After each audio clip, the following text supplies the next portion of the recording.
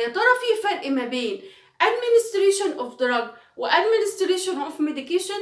أيوة طبعا، كلمة medication حاجة وكلمة drug حاجة تانية. طيب يلا ناخد مع بعض يعني ايه كلمة drug ويعني ايه كلمة medication وهنعرف الفرق.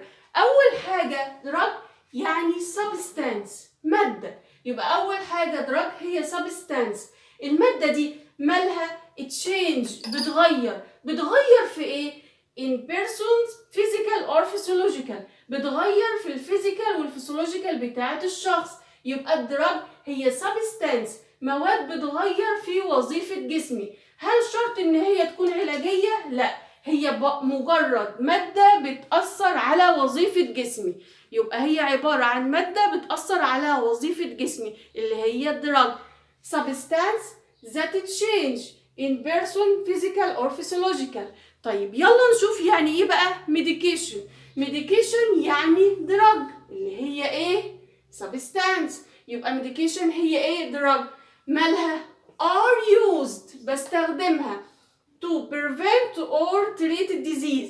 يبقى كلمة medication هي كل الدراج اللي بستخدمها فقط يا إما للعلاج أو الوقاية من المرض. يا دكتور أنا حاسس لسه برضو مش فاهم يعني إيه دراج ويعني إيه medication.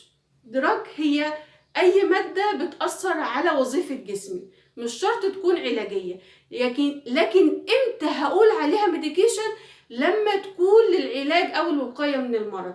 يبقى أي دراج وظيفته علاج أو مرض هسميه ميديكيشن. يبقى الدراج ده العنوان الأساسي والميديكيشن ده جزء إيه منها.